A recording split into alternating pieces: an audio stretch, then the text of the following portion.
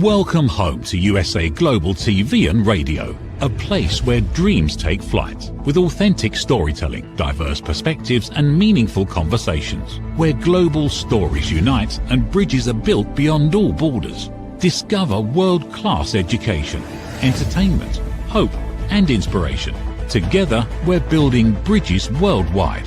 Subscribe to our channel, USA Global TV. Download our app, USA Global TV.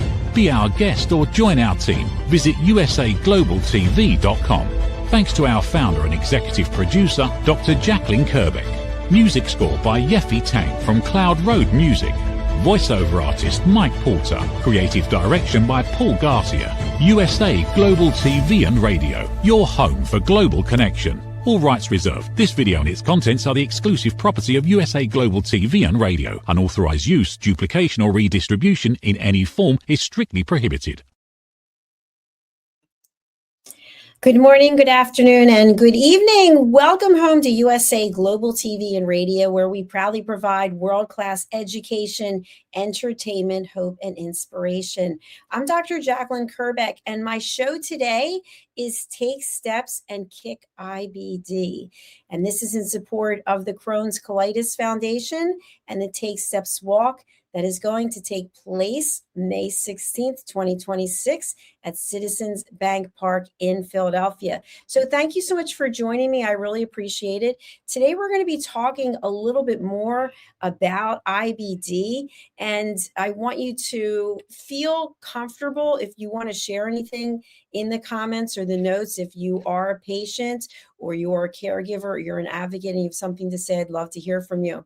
So what is IBD? Because we have these three letters, IBD. What does it actually mean? It's inflammatory bowel disease, and it's a chronic condition that causes ongoing inflammation. So when you think about inflammation in your body, think about inflammation in your digestive tract or your GI tract. And there's two main types of IBD, but they're not the only ones. So there's Crohn's disease and ulcerative colitis. And if you know anything about me, you know that I have ulcerative colitis. I was diagnosed in August of 1991. And so it's a chronic condition that has no cure. There's no cure at the moment, although with all of the donations and the R&D, there are many more options for patients like myself to find relief from the pain and from the frequency. And so we're looking hopefully for one day when there will actually be a cure.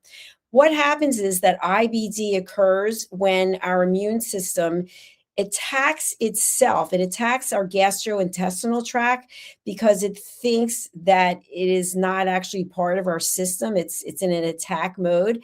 And so this leads to symptoms like abdominal pain, diarrhea, fatigue, weight loss. You could be losing blood. And then flare-ups can range from very mild to severe. So I know of people who have been hospitalized, who had to have emergency surgery. So it can depend for each patient. It is a lifelong condition that can have periods of remission and also active disease. So I know for me, with all the years that I've had it, the longest time I've ever been in remission was 2 years. I'm currently in remission, knock on wood, everywhere, for 11 months. So while there's currently not a cure, there are medical options and management of our lifestyle that can help. So if you have a diagnosis of ulcerative colitis or Crohn's disease, I know sometimes it can feel like it is the end of the world. But for me, I've done a lot of soul searching through this whole path, and I wouldn't be able to be here with you today if I wasn't an ulcerative colitis patient, because my journey has actually taken me here. And just a little bit of background before we get more into building a life with IBD. When I first started in radio and television, my first show was called Stories of Hope and Inspiration. And it was really meant for people who have been diagnosed as patients of IBD to share their story, because many times living with this disease it becomes very embarrassing and very shameful. And it's not something that patients typically want to talk about. So I started my platform, which at the time was Rapping with Dr. Jacalyn, so that people would have a place to actually share their story and not feel ashamed and not feel humiliated. And it's interesting because I've met people along the way who judge and label people who have IBD, and then someone in their family gets it or they get it, and then their perspective change, because it can happen to any of us. It can happen to any one of us. So how do we build a life when we are living with IBD, knowing that it is chronic, knowing that it is incurable, knowing that it is extremely painful, knowing that we might not be able to leave the house. We might not be able to go to social events. We might decide to live our life in a life of isolation. And so there's a lot of emotional pain that goes along with this. And so today I'm going to be looking at that and talking about it from my viewpoint. So whatever it is that I'm sharing today, this is from me as an ulcerative colitis patient. So the diagnosis that I got was not a life sentence, but it was a call to action. And the call to action was that I was going to have to make some adjustments in my life. And I know that's not something that everyone is open to. I mean, in a number of the shows that I do, I talk about how people want change, but yet they don't want to do anything to get the change. They just want the change to happen just because. And as I've said before, there's no magic pill. There's no magic wand and there's no magic carpet ride that's going to change your situation if you have IBD. So we have to make lifestyle choices. And some of the choices might be unpleasant. Some of them might be frightening or scary, meaning that we actually have to talk to someone about it. We actually have to be able to confide in people.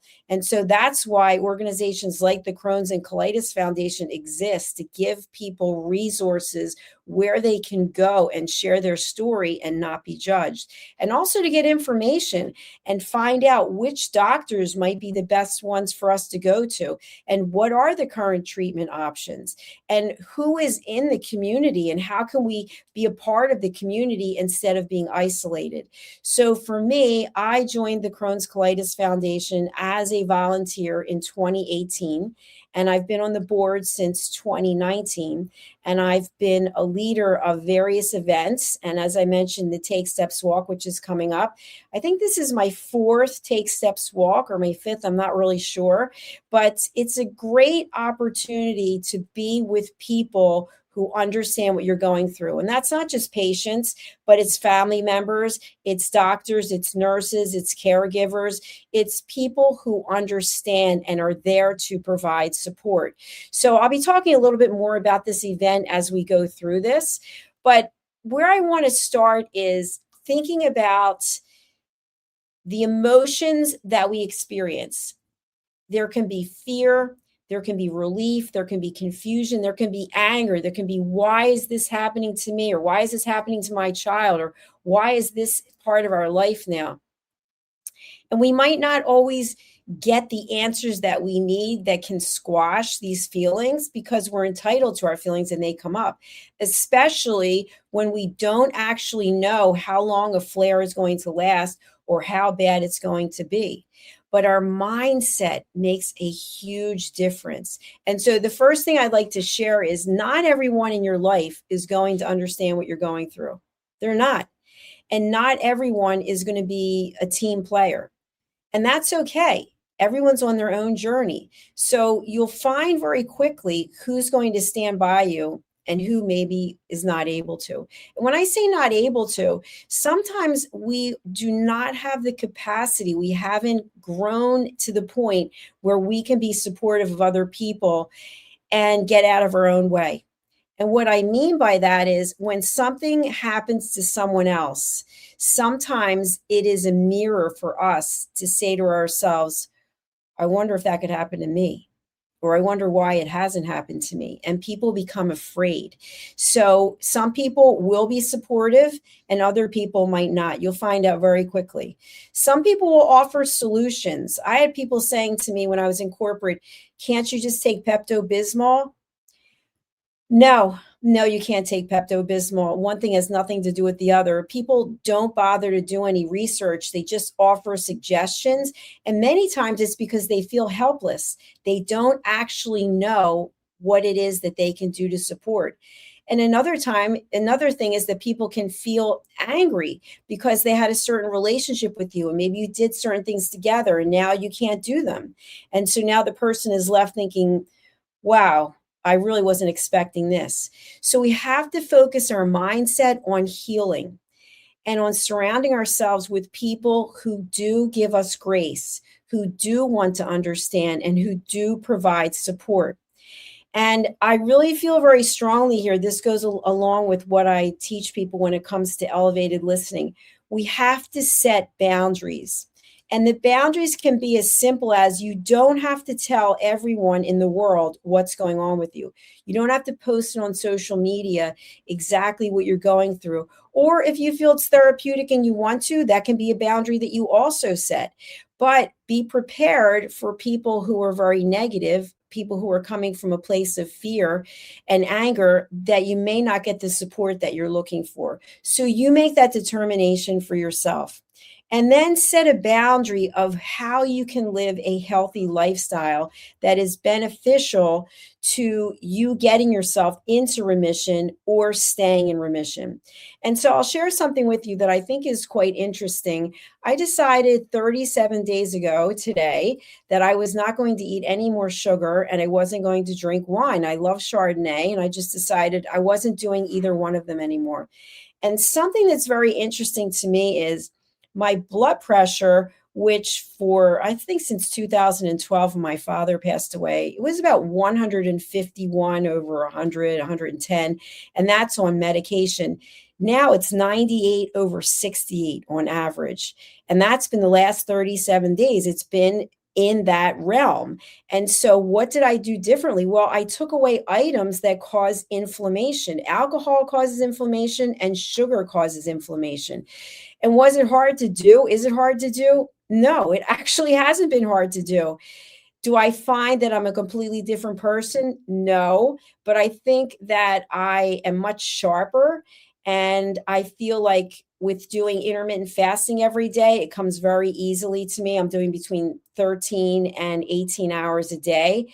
And I think I'm doing things that are best for my health, because if ulcerative colitis is inflammation in the GI tract and I take as much of the causers or predictors of inflammation out of the equation, then one would think that the likelihood of it coming back and staying around would be less. I don't know, but I'm just throwing it out there because I think that makes logical sense. So when we get a diagnosis, which again, mine was in 1991, I will not forget that day ever. I was at the University of Pennsylvania and I was with Dr. Gary Lichtenstein, and I was with my mother. And when I got the diagnosis, I felt like a part of me had died. And I felt like, as a woman, that any idea I had of myself of being attractive or sexy or viable was over, because who could possibly love me with this disease? And I felt like that probably from 1991 until 2018 when I found the Crohn's Colitis Foundation. And I'll talk about that later. But there's so much information that we get. And so what happens is, at least for me, it's kind of like I'm already in incredible pain. I've already been filled with shame and embarrassment. And now thinking, am I going to die? Like, what's going to happen to me? So there's all those emotions that I am processing. And at the same time, I'm still working. I still have a career. I still have obligations and responsibilities. And yet I have to find a way to deal with this disease. So there's a number of advertisements that I've seen on television which are discussing how ulcerative colitis actually ends up controlling us, the patients. And that's true. Ulcerative colitis was running my life. I wasn't making the decisions. I was letting the disease make the decisions for me. And what does that mean? What it means is that I became terrified to leave the house. What it means is that I needed to know where every bathroom was along the way of wherever it was I was going. What it means is I had to bring a change of clothes. I had to bring diapers. I mean, all these things that most people never want to talk about, that's what I've had to deal with most of my life. And when you have to deal with these things, all of a sudden it puts things in perspective. You have a job to do. I was meeting with clients. I was traveling the world on airplanes. And most of what I was doing was entertaining, really. I was in sales, but I was entertaining. And I can't even eat. I couldn't eat or drink because that is what would cause my system to just erupt. And so not everyone would understand. You go out to dinner. What do you mean you're not eating anything? What do you mean you're not drinking anything? Because it brings light on the other person, because now they feel a certain way about eating or drinking, which has nothing to do with me, has nothing to do with you. But that's how we are as humans. We start putting it back on us and making it all about us. So I did the best that I could. And I remember I was in Panama on a company program. I sold meetings and events, and I was actually in Panama, and I was going to be there for 3 weeks. And I was so sick. What I found was the only thing I could eat was the pizza that they served there. So I was eating pizza twice a day. It wasn't very rich pizza, but it was just pizza and water, because I was so ill that that's all I could keep down, really. And so it had a big impact on me. I became anemic. I was very tired, and starting to pull away from people, because you look and other people are having active lives and I'm having activity running to the bathroom all the time. And then you get into the bathroom and, for those of you who are shy about these things, don't listen, but you get into the bathroom and you really have to go, and there's other people in there. And then when you come out of the bathroom, you're going to have to see those people, and it's humiliating.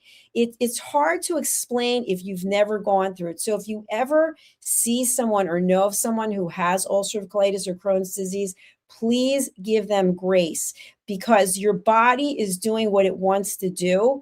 And you're trying to get to the restroom, and you may or may not make it. And when you get in there and then there's a line of people, it's just very hard to explain. So it really does jade us in some ways, where we just decide, you know what, I'm not going anywhere. I'm not going out of the house until I'm in remission. And that's how some of us live our lives. And I'll share a story with you, which I think is kind of interesting. I had signed up to be in a fundraiser for the Crohn's Colitis Foundation. It was called Team Challenge. And we were going to Vegas to do I don't know if it was a 5K or a 10, I think it was a 10K.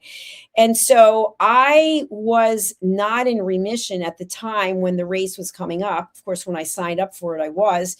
And now I had to fly to Vegas, and I was going to be doing a 10K run. So I remember just flying out there thinking to myself, I don't know how I'm going to do this. And of course, anytime I would fly, I couldn't eat or drink for 2 days, because just a sip of water could trigger your system to start. And if you think about it, as a quick digression, for any of us who have had colonoscopies, if you think about it, before you go for a colonoscopy, you have to drink this entire, I don't know if it's a gallon, I think it's a gallon of fluid. And so even though you may drink all of that, that doesn't mean it's going to clean you out. So just because I would stop eating for 2 days doesn't mean that my system was cleared out. And so I had to get on a plane. I had to interact with people. I'm not only representing the Crohn's Colitis Foundation, but I'm representing myself as a human being.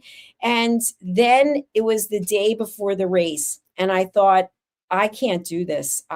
There's no way I can walk, let alone run. And I remember saying to myself, people have given donations. You have somebody's, another patient, I was wearing her picture on my jersey that I was going to be running in. So I was representing her. And I thought, you know what, if you have to crawl, you're going to have to do this.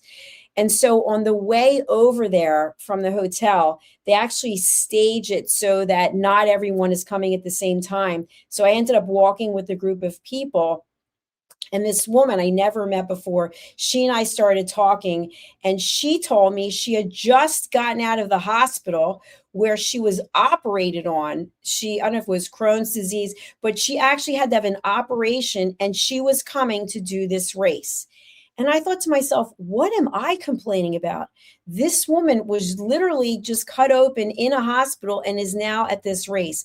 So she and I went together and we started together and we said we were going to walk. And so we were walking and all of a sudden I just got this desire to start running. And I ran the rest of the race. I ran almost the whole entire race. And I ended up finishing, and I can't remember if it was first or second in my age category. And so what went from being this overwhelming, horrific thing, I was able to actually do something because I told myself I could do it.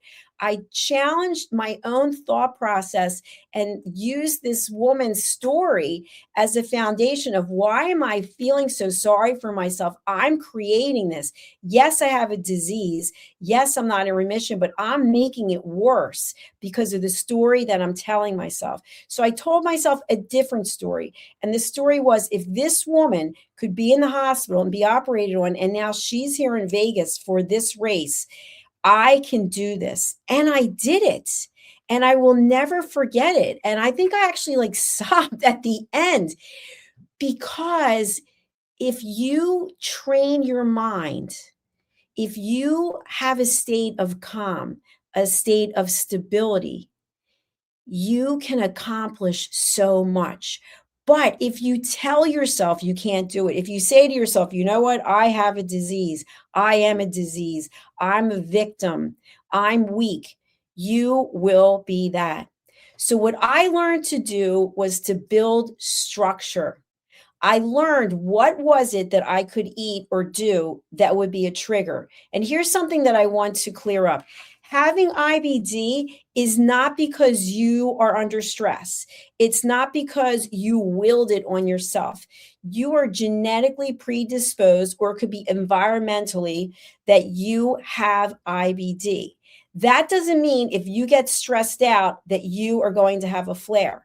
What it means is it can make the flare worse.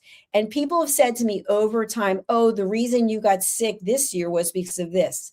No, that's not the case. If you let it be the case, then that can be the case. So I'll give an example. Last year, my apartment was flooded through no fault of my own. Apparently, someone upstairs on another floor, they decided to hang their clothes from the sprinklers. I don't know why, but they did. And so the sprinklers went off. And so my apartment was flooded and I was already in a flare. And so what ended up happening was I had to move to a hotel for 3 weeks. So just imagine you are me. Okay, you have ulcerative colitis, which means you have to be close to a bathroom. So now your apartment is flooded and you've got to get as much of your stuff out of the apartment and put it into another place that they were letting me put it into. Then you have to move into a hotel.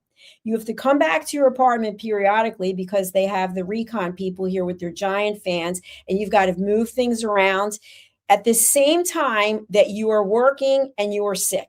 So last year at this time, I probably, and again, for those of you who are shy to this kind of thing, I probably was running to the bathroom 50 times a day, 50. Imagine that. You see me here the way I look today, crawling on the floor, trying to get to the bathroom. The worst pain I have ever known. So, could the flood have made my flare worse? Yes, it absolutely could have. This year, my apartment was flooded again. You may say that it is cursed. I don't know. Maybe it is. No one lives upstairs now, but before they left, apparently they left a window open and a pipe froze in the wall. And so believe me, when the water started, actually in this room that we're in now, I went upstairs because I wanted to look that person in the face, and no one was living there. So this entire studio was flooded. All the equipment was ruined. I have a brand new stand-up desk that I'm using right now with new lights and everything else. And my ulcerative colitis is at bay. So knock on wood again. So the point is, when something traumatic happens, that doesn't mean that you're going to get a flare, but you can identify it. Are there people who bring out the worst in you? Are there foods that you eat that make you feel sick? Stay away from them. Stay away from caffeine. I haven't had caffeine in at least, I want to say 15 years. I don't even know how long it's been. It's been a very long time. Caffeine causes your GI system to act in a more rapid pace. So it's constantly processing. So if you are drinking caffeine, you're doing yourself a disservice. So look at what are the triggers and who are the triggers and how are you showing up. We can never control other people's behavior, but we can control how we show up. Are we engaging in getting in an argument? Are we helping the conversation get to a volatile point? Are we choosing to set a boundary and say, you know what? I choose not to engage. I am not going to have this conversation with you, because we can't have a conversation by ourselves. We can talk to ourselves. I talk to myself all the time. But if you're having a conversation with someone and it's really bringing up things for you that you don't want to deal with because you are likely in a flare or a flare is coming, you walk away. I'm sorry, I can't have this conversation right now. The next thing is having a routine, having something that is stable in your life that you can count on. So every day doing the same things. Of course, having a doctor, a medical team that you can count on. Okay, so first you have to establish who is on your medical team. Do you trust them? Do you feel comfortable? Are you able to make a phone call or send it an email or go to a portal and put information and you get something back in a timely manner?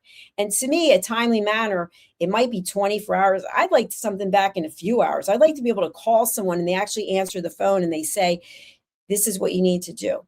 Instead of, if you're not feeling well, go to the emergency room. I used to hear that a lot. Go to the emergency room. And you know what happens? I did that. You go to the emergency room, they can't accommodate you, and you're lying on a gurney in a hall, and you got to be in a bathroom. How does that help anything? Better for me just to stay at home than do something like that. So find out what works for you and what doesn't work for you. Now, also, I talked about nutrition, also working out, having some kind of structure in your life so that you can eliminate stress and also have a healthy body and a healthy mind. Finding some place to take whatever the stress is that's going on in your life and get rid of it. Having people you can talk to, like a support group, like the Crohn's and Colitis Foundation, like a community of patients, caregivers, and advocates. It's really important. Now, what about if you're working? What about if you have a career? What should you discuss at work? That is something that you're going to have to explore on your own, because sometimes people feel that they are discriminated against because they share their truth. And sometimes you probably are. No one's going to admit that to you. But I know for me, someone said to me, how long do you think you'll have enough energy to do this job? When I was in corporate, I was flabbergasted by that comment, because I didn't think that they should have the right to say anything about my illness, but people will. And so you have to look and say to yourself, am I working at an organization where they care about me as a person? And for many people, we go out on our own and say, you know what, I don't need this anymore. I'll do my own, business. I'll be my own boss, but not everyone can do that. So think about how much you want to disclose, and you probably will be protected by Americans with Disability. Look into it. I don't know, depending on where you are in the world, I would guess. And again, I don't have knowledge on that, but look into it. And then setting the stage for yourself to succeed. Taking on as much as you can take on, and then having boundaries. And boundaries could be this. Maybe you're very involved with your career, and so that's not going to give you a lot of time for socialization. Maybe just socializing in and of itself is very stressful. I know for me, what I would do for socializing is I would invite people over to my house. And I would say, hey, I'd love to see you. Do you mind coming over? Because if they came over to the house and I wasn't feeling well, excuse me, and then I run to the bathroom. Much easier than being in a restaurant or being at someone else's house and dealing with all the stress that comes with that. So isolating yourself may or may not be the best idea, but we are social creatures. So we do need some kind of socialization. Working on the computer, maybe having Zoom calls. I know during the pandemic, I even had a Zoom birthday party, Zoom happy hours, at least interacting with people in some way so that you don't feel so isolated and so alone. So I think one of the most important things is our mental resilience. We're not denying the fact that we have a disease, but we're not the disease. We are not the disease. And there are options out there. There are treatments. And what I have found when I was running a support group, I found not just from what I would share, but from what other patients would share, that a lot of these options, these biologics, for example, and I have no research about this, I'm just telling my experience as a team leader and a support group leader, is that the biologics do well for a certain amount of time. And then after that amount of time, something else has to happen. So to me, at the crux of it is, what can we as human beings do to help ourselves? And to me, our mindset is the most important. What we put in our bodies, what we surround ourselves with is the most important. When I was younger, I'll be 63 next month. I remember someone saying to me that my life was very filled with drama and that I must love the drama. And I kind of took that as an insult, but later on, I started thinking that my life was really filled with drama. Today, no drama. Now you could say, oh, your apartment was flooded twice, but the way I handled it, no drama, very calm. Anything can happen to any of us. How we show up will show how our body is reacting. So if your body is speaking to you, listen, something needs to be changed. And a lot of illnesses, diseases, the center of it is inflammation. So how can we eliminate, or how can we minimize inflammation? A lot of it has to do with what we're putting into our bodies, who we're surrounding ourselves with, what we're reading, what we're watching, what we're responding to. We get to make choices in all these areas. So when you think about being diagnosed with a chronic disease for which there's no cure, I have to think to myself, what is it I can control about my life that can help minimize the amount of stress and the amount of inflammation? And so we all make choices. And so think about, what are the choices that you can make? And if it's someone in your family, by the way, you're the caregiver, you can present options, but that doesn't mean that they have to accept them. And you want to be careful about how you present options, because just like I shared with you, someone said to me, do you think you have enough energy to still do this job? That was a judgmental statement. So you don't want to be problem solving for someone else. You don't want to be putting someone in the corner and saying, well, the reason why you're sick is this. You don't know that. That's just your opinion. You don't know that. The person needs someone to listen to them. And if you don't feel like you're that person, ask yourself why. You've been in a relationship with this person, you've been friends with this person, you work with this person. Why is it that you're not open to listening? Because you're afraid? Because you think you're going to laugh? I've witnessed situations where I have seen adults, and a male adult specifically, at a 5-star hotel in a suit and tie with his wife, literally running to get to the elevator because his bowels had started going and he wasn't in a bathroom. And he was running through the lobby with defecation coming out through his pants. And I saw people laughing at him. They were literally laughing at the man. And my heart just broke for him, because how can you laugh when someone is in pain? It's not funny. And so ask yourself, why is it that you are an arm's distance away from your friend who's been diagnosed with IBD? Why is it that you've stopped calling? Are you afraid? Are you judging them? I don't know the answer. And maybe you are a good friend, and maybe you are standing by them. Maybe you're doing some research so you could learn more about what they're going through. Whatever it is, it's not my place to judge. I'm just here to get you to think and to offer some type of education and knowledge based on my own experience. So I think it's 35 years now that I've had ulcerative colitis, and it's been quite a journey. But I could not be the person I am today unless I was going through this. I don't know when it's going to come back. I don't know if it's going to be tomorrow, next week, maybe it'll be never. There's certain key signs that I look for. First of all, my left-hand side, it started out, I think it was 5 centimeters, and now it's like 25. It sounds like an orchestra playing in my side. All of a sudden, I hear all of this noise. But what I found was, since I started taking these supplements, collagen, greens, and protein, which are from Lifetime Fitness, by the way, I'm not a paid spokesperson, but I found that all of a sudden my intestinal tract seemed to be at peace. I don't hear that orchestra anymore. And so maybe I'll be in remission for the rest of my life. I don't know. Maybe tomorrow I'll wake up and I won't be. I don't know. All I know is that I have control over what my thoughts are, and I'm not going to put that into my thought process. As far as I'm concerned, I'm staying in remission. I'm doing the things that I need to do. I've given up alcohol. I've given up sugar. I don't eat caffeine. I don't eat red meat. I could go on and on. At this moment, I have 0 vices. And so I feel pretty good about that. And hopefully my body will feel good about that as well. So what would I like to take for you to take away from this? First of all, if you get a diagnosis, it's not the end of the world. IBD is chronic, but it is manageable for most of us. I'm not going to say everyone, because that's not the case. Having structure, having a routine creates stability.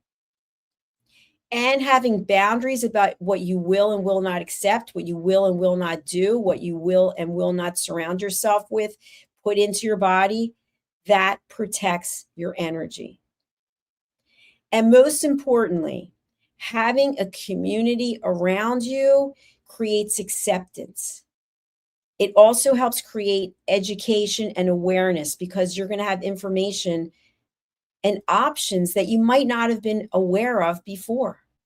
So if you are out there living with IBD and you feel like you're misunderstood, you can find a home at the Crohn's Colitis Foundation. You can contact me. There's so many people. Crohn's Colitis Foundation is a worldwide organization. Over the summer, I was in Vienna and I was out for a walk, and I passed this building, and right there on the building was a marquee for the Crohn's Colitis Foundation. I took a picture of it. I was like, wow, they really are worldwide. The Take Steps Walk for 2026 is coming up. If you are in the tri-state area of the United States, if you are in Pennsylvania, New Jersey, Delaware, even New York, you can join my team.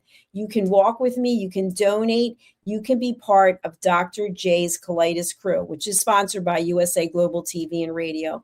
I'm going to put up a link right now. And this link is a place that you can go to make a donation and to join my team. All of the money goes directly to Facebook. It is a Facebook fundraiser.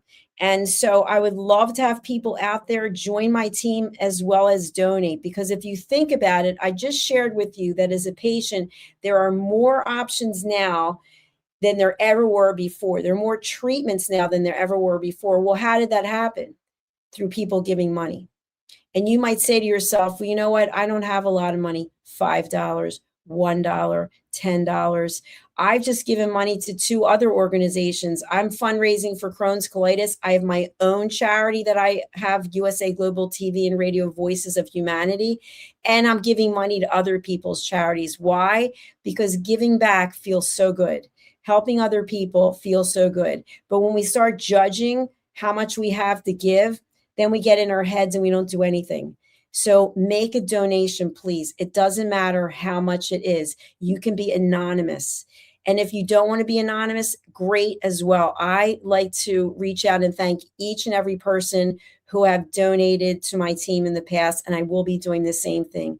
If you're not following me on Facebook, you can follow me now. Go to this link and you will see my personal page, which is Jacalyn Kerbeck. Thank you for being with me. I really do appreciate it. In fact, I think what I'm going to do is, give me 1 second. I'm going to bring up the actual Facebook page. Here it is. So this is Dr. J's fundraiser for Philadelphia Take Steps. And this is where you would actually donate your money. So you see here that I need $3,000 and we have $143 that's been donated. So I'd really appreciate any amount that you can donate. Again, it doesn't matter.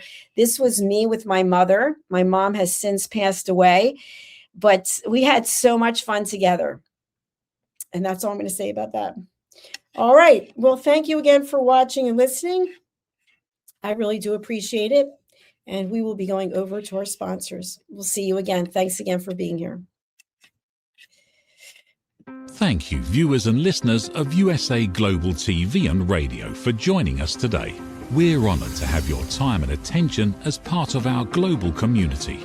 At USA Global TV and Radio, we believe in the power of authentic conversations, meaningful connections, and creating a world of possibilities together. Want to be part of something bigger? Join our team of elevated listeners at usaglobaltv.com, a space where your voice matters and your ability to listen transforms relationships. Stay connected with us across all our platforms for thought-provoking discussions, expert insights, and empowering stories.